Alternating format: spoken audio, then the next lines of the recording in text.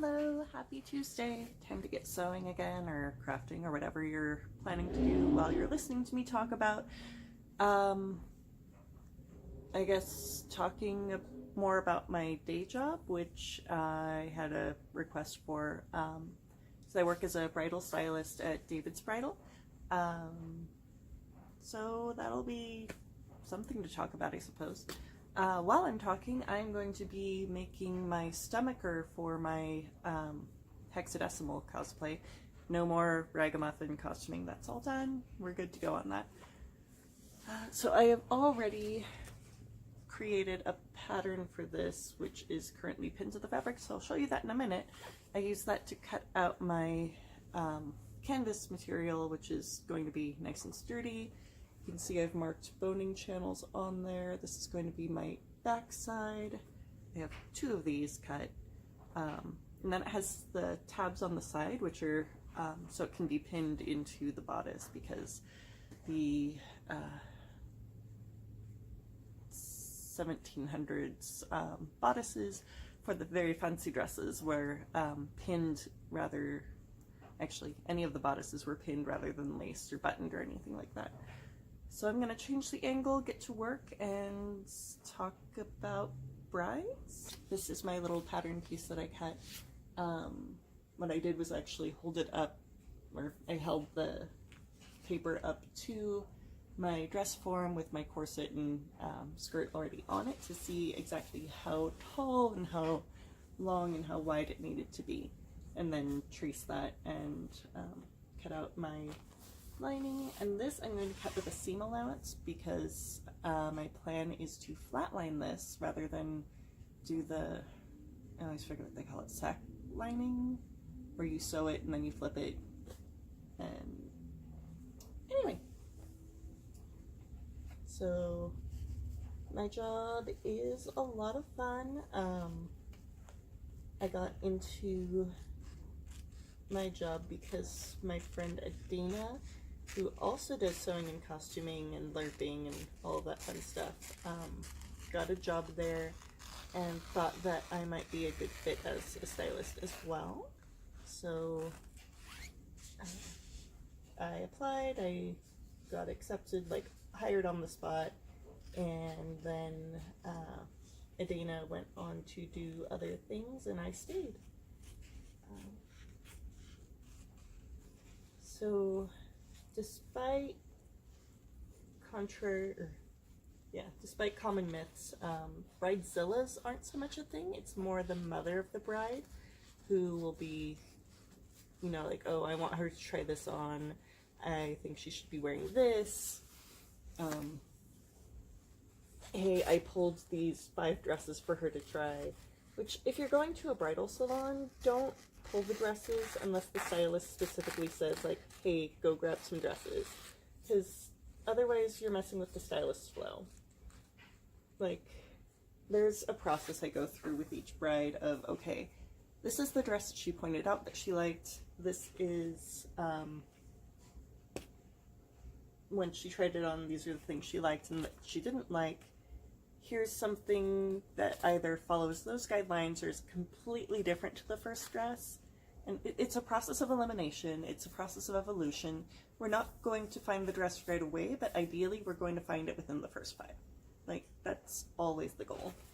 And yeah, there may be a couple of dresses that she just really doesn't like, but even then, we're learning things.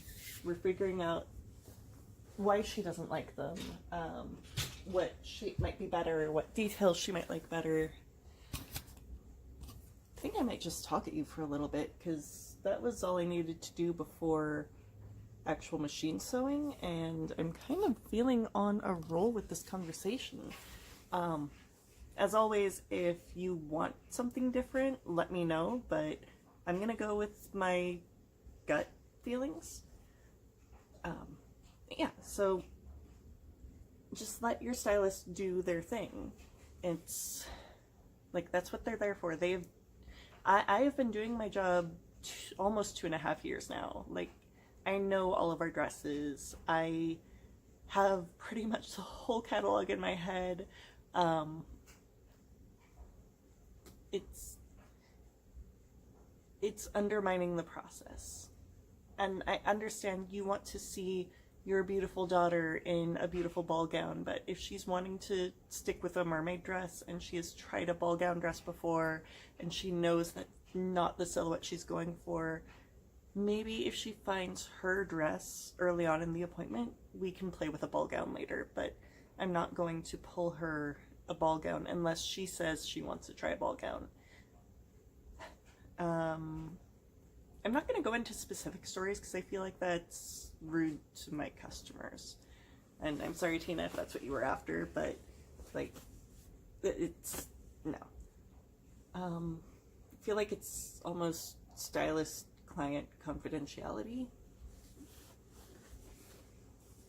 A lot of times a bride will come in and she doesn't at all know what she wants, and that's part of my job too, is figuring out like, okay, so let's get a starting point. Maybe you don't know what silhouette you want, so we're gonna try a ball gown. If that's too much volume, we'll try an A-line, we'll move down to a sheath, down to a mermaid, we'll work our way, figure out what you're after. And in those cases, I'll try to change as many variables as I can between the dresses, like different necklines, different types of material, different colors. Just figure out like, where does she want to be? Who does she want to be? The main 3 questions I usually go to with a bride are, blanking from my head right now, the main 3 questions: do you feel like yourself? Do you feel like your most beautiful self? Does this fit the feeling that you want for your wedding day? That's the question that always kind of throws a bride off. Like, what's the overall feeling you want for your day? Because they haven't thought about it. They just think wedding, but wedding is different things for everyone. It's, do you want modern? Do you want vintage? Do you want a fairy tale? Is it a Disney fairy tale, or is it like a Grimm's fairy tale, or is it a Midsummer Night's Dream? Like these are important questions, and that's going to kind of determine what dress I pull. Just give it a little bit of thought, and it's totally okay if you have no idea. Like, we can figure it all out from scratch. That just means we might need a comeback appointment to figure out exactly where we're going from there.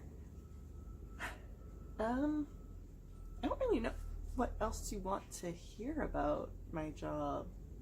Like, yeah, I'm gonna sew these together, probably come back, do some pleating on the gold trim that's going on it, and see if I come up with anything else in the meantime. I'm back, and I'm not going to talk about work anymore. I'm going to talk about productivity, because that's kind of why you're here, I think. For example, this morning, I got up at 7:30, even though I didn't get to bed till after midnight because my husband had to work late, but that's a whole nother story. I decided, while I was waiting for Jody to get home from stupid IT networking problems, that I was going to make some overnight oats, because we had steel cut oats that had been sitting around forever. Put those in a little Tupperware thing with some milk and some brown sugar.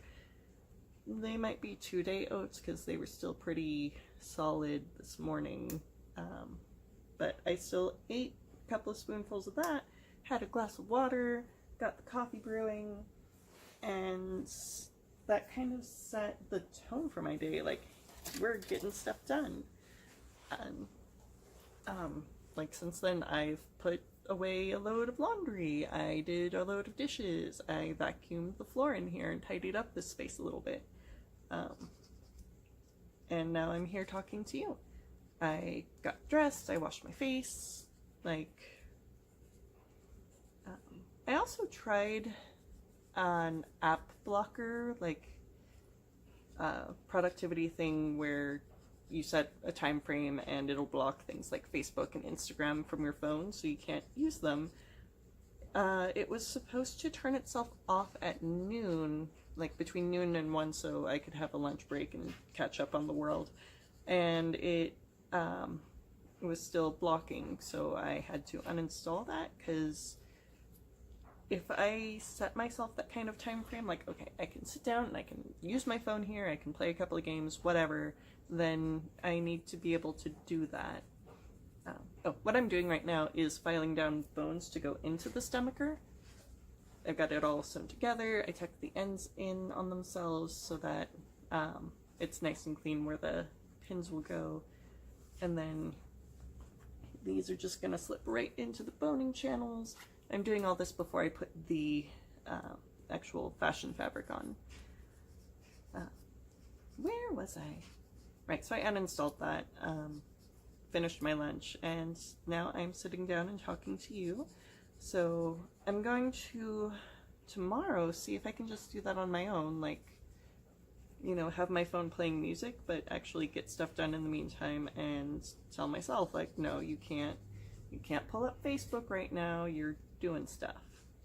And we'll see how that goes, because there are only so many weeks left until costume college and I still have a lot to get done. And I have another, like, super secret project I'm working on. Well, not super secret, like, I can tell you it's a Bumblebee Queen, but the customer has requested that the entire thing be a surprise to them, so I'm not saying more than that. And you're not going to see any video of it until it's all done.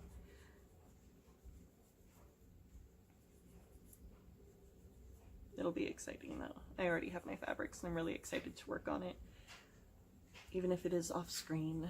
Sorry.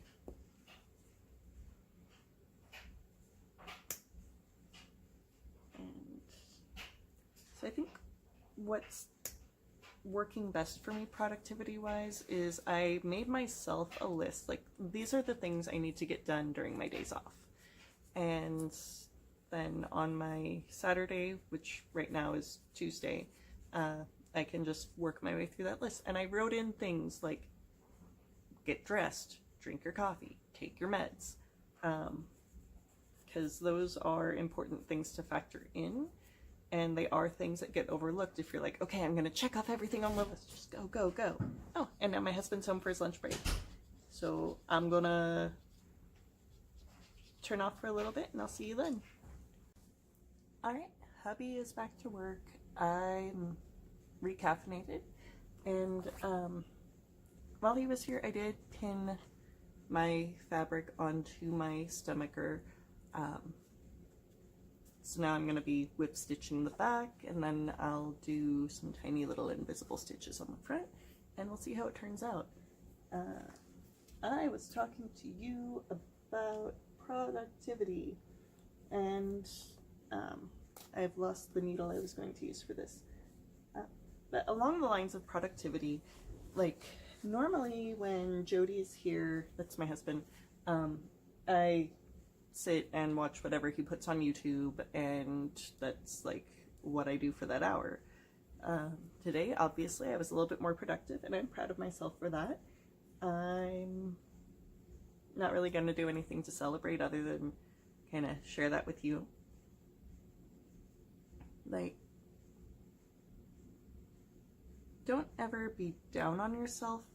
That's going to be way too thick a needle for this taffeta. Don't be down on yourself if you don't have a productive day, because even like resting, taking care of yourself is an important aspect of living. You don't have to be on 24/7. It's important to take a day once in a while to just be. And if that means you're spending the day in front of the TV, then so be it. If that means that you're going to go have a spa day, then you do that. This is some cheap thread. Let's see how it turns out. But yeah, like, take time for you. There's no shame in that. Come back to it tomorrow. If tomorrow's still not the day, then, you know, schedule yourself a day. Be like, this is going to be my day to get this done. And do it. I think I was saying before, what's working really well for me today is that I kind of blocked everything out. Like, from 9 o'clock until noon was my cleaning time. So that's when I took care of my own hygiene, I got laundry going, I did some dishes, cleaned the cat box, put some laundry away. Like, that was my 9 till noon. And then from 1 until about 5 it's supposed to be me sewing. I'm probably not going to keep the video going for that whole time because that would be ridiculous. Although if you do want me to do some kind of marathon live stream craziness, let me know. I just figure that's gonna be a lot of, I mean, there's gonna be a lot of silent time in there, just so you know. And yeah, so I'm just gonna whip stitch this down so that it stays put. The front's gonna be a lot prettier than the back. I think these are actually sewing needles I inherited from my grandmother. Most of them I don't think have been used. They're just, you know, it was a package she had lying around. Because my mom inherited a lot of my grandmother's sewing things, and so a lot of that went to me when my mom passed. Sort of hoarders passing on to hoarders. But I, for my part, am making use of them. And I have been really tempted to go through and do another purge. I did one recently for fabric, but I think like all of my notions and tools and things, I have so many things I don't use and I don't intend to use, I don't foresee myself using, so I can probably let go of more stuff, make more room in here, make for a tidier appearance. And I think that's going to be my next goal after all of my current projects are finished up. I'm not worried about making this pretty because this is the part that sits flush against the corset, so no one's going to see it anyway. I'm not going full, like, bone gnar. No. The reason that I'm using, like, a plastic boning in here is because it's the closest thing we have modern to baleen, which is what would normally be used in here, which is like whale bits. Of course, we don't want to hurt whales, so plastic is the next best thing. And I know with the current, like, oh my gosh, no plastic in the landfills and in the ocean stuff. Like, yeah, having plastic in your garments is questionable, but also these bones can be reused. Like, they're not like the metal bones where they're going to weaken over time. If I decide that I want to take this whole thing apart one day or just get rid of it, I can salvage the bones out and use them for something else. And I do really need to work at salvaging more from costuming that I don't want anymore. Because a lot of it has gone to Goodwill, and I feel bad for abandoning my babies like that, but also they're not my best work. I have photos of them, I can remember them by that, but I don't need to keep them around cluttering up my space. For some reason when I tilt my head down, the focus goes all kinds of wonky. I only know this because when I look up again, it refocuses. Oh, I guess I can once again angle it so you can see what I'm actually doing here.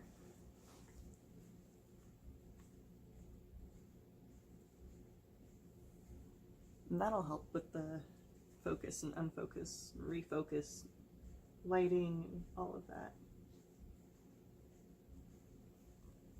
It started out as a really cloudy day, but then it's actually turned out pretty sunny. I might actually go outside for a bit once I am done with this and enjoy it. That's something I don't do enough, I found, is actually go outside and enjoy just being, find some grassy spot to sit in, get eaten alive by bugs, chase off spiders. This is sounding less appealing by the minute. No wonder I don't do that very often.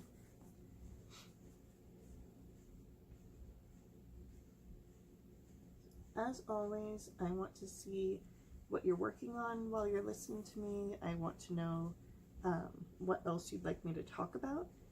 And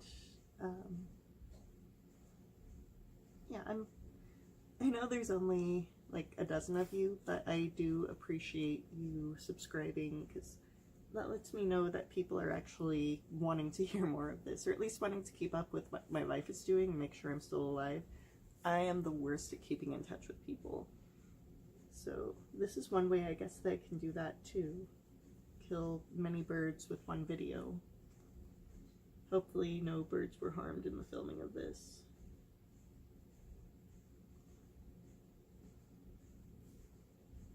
Don't come after me, PETA. The only fur I own is hand-me-down.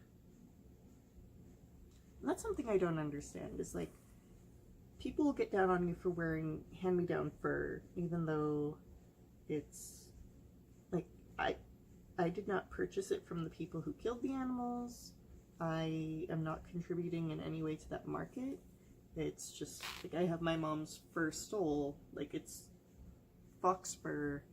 I think the same for her, like, it's a long, beautiful coat and a collar, and like, I can't wear these on a normal basis anywhere around here because I'll get paint thrown on me or something. And yeah, I get it, but also, like, these are things that sometimes you want to show off. I guess that's kind of the point, is you don't want to show off like, oh hey, fur is cool, because then other people will want it, and then more animals die. Humans are just terrible creatures all around. Don't take that personally. I'm speaking about humans as a whole. Hashtag not all humans, I guess.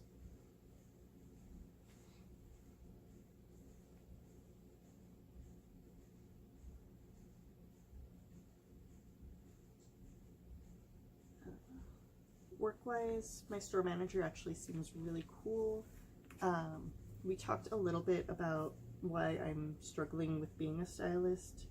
A lot of it has to do with the condition of the store and things not being put back where they belong, so I can't find them when I need them. Like, people making everyone else's jobs more difficult, which is really frustrating, but I know it happens in any line of work. I just wish it didn't happen in mine. So we talked about some other positions where I might be able to, you know, focus more on the cleanup and less on using it, which I know doesn't sound fair, but that would honestly be, like, beautiful for me to just be able to keep the store in shape, make sure everyone else knows where stuff is, and if things do get put back incorrectly, maybe I can, like, hey, I know you were using this thing, and now it's over here, so let me show you where that actually goes, because that's frustrating for everyone. I don't know. The other thing we were talking about was moving into the alterations department as one of their CSRs, because, you know, then, like, I love our alterations room. It's, if you watch Project Runway and you see their sewing room, it's kind of like that, except a little bit more, well, a little bit less pretty, and more dresses hanging around the outskirts and whatnot, but it's just amazing to see all the tools and watch, like, I'll sometimes stand there and watch them work while I'm waiting for them to fix something for me. Because if we're selling a dress off the floor, sometimes we have to go get the zipper repaired or get the hooks and eyes fixed, because people are not gentle with dresses when they try them on. And yeah, it's just great to kind of see them in action. One of the things I like about my job is that we can customize dresses. Like if a bride wants sleeves, if she wants a lower back, things like that, we can just kind of make that happen instead of on certain TV shows where they have to call the designer in, like, hey, is this a thing you can do? Oh god, this thread is terrible. And then Panina says, well, yeah, I can do that. Which I guess is easier than us asking Vera Wang, because, you know, she is huge in the bridal industry. So telling her, like, hey, the bride loves your dress except for this thing, so can we change that? That's kind of insulting to her. I understand that.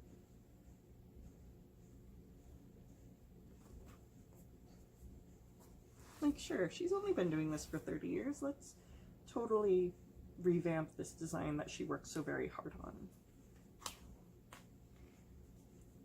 So, I'm going to call our video here for today, actually. I'm going to switch over to a less cruddy thread, and I will see you next week. Once again, please subscribe, please comment with things that you made, things you want me to talk about, and if you do want to get in touch with me for like showing me pictures and things, I'm on Facebook as Your Sewing Buddy. I'm email to dalareyan@gmail.com, DALAREYN, and I'd love to see the things that you're working on. Have a wonderful week and go create something beautiful.